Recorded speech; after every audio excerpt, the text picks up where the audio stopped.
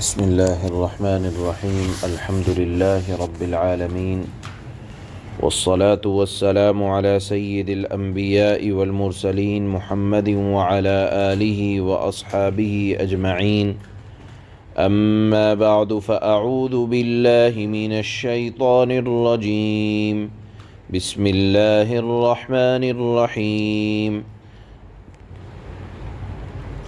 لقد من الله على المؤمنين إذ بعث فيهم رسولا من أنفسهم يتلو عليهم آياته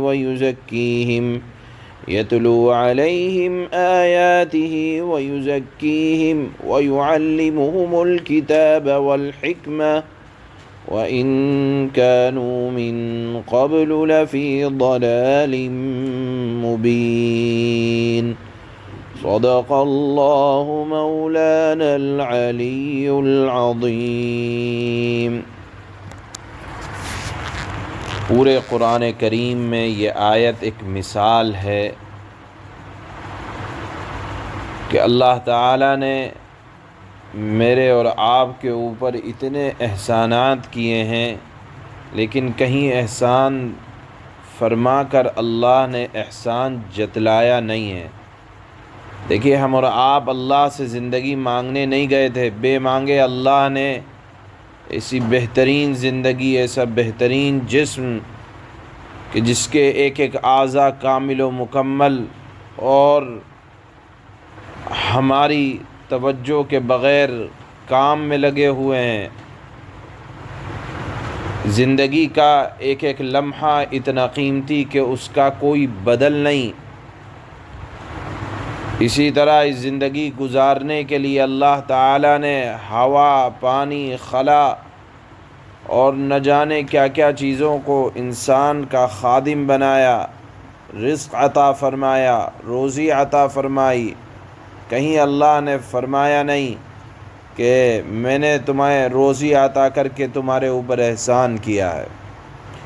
قرآن کی واحد مثال یہاں اللہ فرماتے ہیں کہ دیکھو، میری نعمتیں تو بے شمار ہیں، لیکن جو میرا احسان ہے تم پر، جس کا میں تمہارے سامنے اظہار کر رہا ہوں، اور تو نعمتیں ایسی ہیں کہ میں نے تم پر اس کا احسان جتلایا نہیں، لیکن ایک نعمت ایسی ہے جس کا میں تمہارے سامنے ذکر کر کے احسان جتلا رہا ہوں، اور مقصد یہ ہے کہ ان کا خیال رکھنا۔ کیا نعمت ہے؟ اذ بعث فیہم رسولا لقد من اللہ علی المؤمنین، کہ اللہ تعالیٰ نے مؤمنین پر احسان فرمایا کہ اذ بعث فیہم، انہی کی جنس سے ایک عظیم الشان پیغمبر ان کے درمیان دنیا میں مبعوث فرمایا۔ گویا کہ اللہ کے نبی صلی اللہ علیہ وسلم کا ہمارے اور آپ کے درمیان تشریف لانا اور قرآن کریم کو پیش فرمانا، حکمت و دانائی کی باتیں پیش فرمانا، احادیث کی شکل میں جو ہمارے درمیان موجود ہے، اللہ تعالیٰ فرماتے ہیں کہ نبی امی جناب رسول اللہ صلی اللہ علیہ وسلم کو اللہ تعالیٰ نے اس دنیا میں بھیجا تو یہ احسان فرمایا ہے مؤمنین پر۔ دیکھیے، ویسے تو اللہ کے نبی صلی اللہ علیہ وسلم رحمت للعالمین ہے، تمام عالم والوں کے لیے آپ کا وجود بہت بڑی نعمت ہے، لیکن یہاں اللہ فرماتے ہیں کہ احسان صرف مؤمنوں پر ہے۔ یہ کیا وجہ ہے؟ تو اس کا جواب علماء نے دیا ہے کہ اگرچہ اللہ کے رسول صلی اللہ علیہ وسلم کا وجود سارے عالم کے لیے رحمت ہے، لیکن اس رحمت سے فائدہ صرف اور صرف مؤمنین نے اٹھایا ہے۔ اس مناسبت سے اللہ تعالیٰ نے یہاں فرمایا ہے کہ مؤمنوں پر اللہ نے احسان فرمایا، یعنی نبی امی ان کے درمیان تشریف لائے اور انہوں نے یعنی مؤمنین نے ان کی ذات سے اور ان کی تعلیمات سے فائدہ اٹھایا۔ لہذا یہاں احسان کو مؤمنین کے ساتھ خاص اسی لیے فرمایا ہے کہ آپ کی ذات سے نفع دینی اور دنیاوی اعتبار سے اور اخروی اعتبار سے ایمان والوں نے اٹھایا ہے۔ اب اللہ فرماتے ہیں کہ میں نے کیوں بھیجا، اتنا بڑا احسان کیوں کیا، اور ان کے آنے کا مقصد کیا ہے؟ اللہ نے فرمایا اذ بعث فیہم رسولا من انفسہم یتلو علیہم آیاتی۔ پہلی بات تو اللہ نے یہ بیان فرمائی کہ انبیاء کے آنے کا مقصد یہ ہے کہ انسان کو انسان بنائے، کہ اللہ نے یہ جو بدن عطا فرمایا ہے اس سے نکلنے والے افعال جانوروں والے افعال نہ ہوں، بلکہ جس طرح موذی جانور ایک دوسرے سے لڑا کرتے ہیں، انسان انسانیت سے اس طرح سے نہ لڑے۔ اس کام کے لیے اللہ کے نبی صلی اللہ علیہ وسلم نے تربیت فرمائی۔ کس کی؟ روح کی تربیت فرمائی کہ تکبر کو نکالو، غیبت کو نکالو، بدعات کو نکالو، خرافات کو نکالو، جو چیزیں انسان کے لیے قاتل ہیں، انسانیت کے لیے قاتل ہیں، ان تمام کو نکالو، اور جس کی نکل جاتی ہیں، اور خاص طور پر حضرات صحابہ اکرام رضوان اللہ تعالی علیہم اجمعین، جن کی تربیت اللہ کے نبی نے فرمائی، ایسی صحبت سے فائدہ اٹھایا کہ اللہ تعالیٰ نے ان کا مرتبہ فرشتوں سے بھی آگے بنا دیا۔ دیکھیے، فرشتے اگر کوئی نیکی کریں تو ان کے لیے زیبا ہے، اس لیے کہ ان کے اندر اللہ نے وہ مادہ نہیں رکھا، لا یعصون اللہ ما امرہم ویفعلون ما یؤمرون۔ فرشتے تو گناہ کر ہی نہیں سکتے، اللہ نے یہ مادہ انسان کے اندر رکھا ہے، اسی لیے جب یہ نیکی کرتا ہے اور روح کو سنوار لیتا ہے اور اس سے نکلنے والے افعال، جسم سے صادر ہونے والے افعال بہترین بن جاتے ہیں، تو اللہ تعالیٰ انسان کا مقام فرشتوں سے بھی آگے بنا دیا کرتا ہے، جیسا کہ حضرات صحابہ اکرام رضوان اللہ تعالی علیہم اجمعین کا مقام ہے۔ اس کے بعد اللہ فرماتے ہیں کہ دیکھو، میں نے جو یہ رسول تمہارے درمیان بھیجا، ایسا نہیں کہ کسی جنات کو بھیج دیا، ایسا نہیں کہ کسی فرشتے کو بھیج دیا، اس لیے کہ اللہ جنات کو بھی بھیج سکتے تھے، ہدایت کے لیے فرشتوں کو بھی بھیج سکتے تھے، لیکن کوئی انسان کہہ سکتا کہ اللہ یہ تو ہمارے بس سے باہر کی بات ہے، ہم کہاں ایسی عبادت کر سکتے ہیں؟ فرشتہ بھیج سکتا تھا، لیکن کوئی کہہ سکتا تھا کہ اللہ یہ تو فرشتے ہیں۔ اللہ فرماتے ہیں کہ انسانوں میں سے بھیجا کہ کوئی یہ نہ کہہ سکے کہ یہ ہمارے بس سے باہر ہے۔ نمونہ اللہ کے نبی صلی اللہ علیہ وسلم نے دکھایا اور حضرات صحابہ نے اس پر عمل کر کے دکھلایا، لہذا انسانوں میں سے بھیجا، یہ بھی اللہ تعالیٰ نے شفقت اور عنایت امت محمدیہ پر فرمائی۔ اور پھر آپ کے اللہ نے 4 خصوصیتوں کو ذکر فرمایا۔ پہلی خصوصیت یہ ہے کہ یتلو علیہم آیاتی، کہ وہ قرآن کریم کی آیتیں پڑھ پڑھ کر سنائیں گے۔ دیکھیے، قرآن کریم میں جہاں بھی لفظ تلاوت آتا ہے یہ حدیث میں، تو تلاوت کے معنی استعمال کیے جاتے ہیں قرآن کریم کے پڑھنے کے لیے، کسی اور کتاب کے پڑھنے کو تلاوت نہیں کہا جائے گا۔ آپ کچھ بھی پڑھیں اس کو قرات کہا جائے گا، پڑھنا کہا جائے گا، لیکن تلاوت یہ قرآن کریم کے پڑھنے کو کہا جاتا ہے۔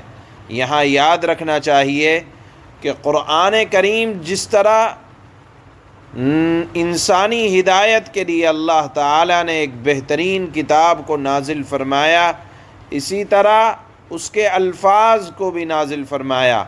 آپ اس کے الفاظ اپنی من مرضی سے نہیں پڑھ سکتے، بلکہ اسی طرح پڑھیں گے جس طرح جناب رسول اللہ صلی اللہ علیہ وسلم نے پڑھ کر بتلایا ہے۔ لہذا آپ کے آنے کے مقاصد میں سے ایک بہترین مقصد یہ تھا کہ اللہ کے نبی صلی اللہ علیہ وسلم قرآن کریم کی تلاوت کیا کرتے تھے اور کرایا کرتے تھے۔ تو کچھ لوگ ہیں وہ یہ کہتے ہیں کہ قرآن کریم کے الفاظ کو پڑھنے سے کیا مطلب جب ہمیں سمجھ میں نہیں آتا؟ تو یاد رکھیں کہ قرآن کریم کا پڑھنا یہ پہلا حق ہے، سمجھنا دوسرا حق ہے۔ لہذا پہلا حق تو یہ ہے جو اللہ کے نبی نے ادا فرمایا، جو کہ ان کا فرض تھا، ان کے فرض منصبی میں سے تھا کہ وہ قرآن کریم کی آیتیں پڑھ پڑھ کر سنایا کرتے تھے۔ دوسرا کہ وَيُعَلِّمُهُمُ الْكِتَابَ، کہ اللہ کے نبی صلی اللہ علیہ وسلم کتاب کی تعلیم دیا کرتے تھے، یعنی قرآن کریم کو سمجھنے کے لیے صرف عربی زبان سمجھ لینا کافی نہیں ہے، بلکہ اس مراد کو سمجھا جائے گا جس مراد کو اللہ کے نبی صلی اللہ علیہ وسلم نے حضرات صحابہ اکرام کے درمیان رکھا۔ کوئی عربی جاننے والا یہ نہیں کہہ سکتا کہ میں قرآن کریم کا مطلب اپنے سے بیان کر دوں گا۔ ہمیں آپ کا مطلب نہیں سننا، جو مطلب اللہ کے نبی صلی اللہ علیہ وسلم نے سمجھایا ہے کہ قرآن کی تلاوت بھی کرتے تھے اور قرآن کی تلاوت کرنے کے بعد آپ اس کو سمجھایا بھی کرتے تھے۔ اور پھر آپ کے آنے کا مقصد ہے وَيُزَكِّيهِمْ، کہ آپ نے لوگوں کے دلوں کی صفائی کی ہے، یعنی جو باطل عقائد، گندے عقائد، شرک کے خرابیاں لوگوں کے اندر گھر کر گئی تھیں، اللہ کے نبی صلی اللہ علیہ وسلم ان کو صاف کیا کرتے تھے۔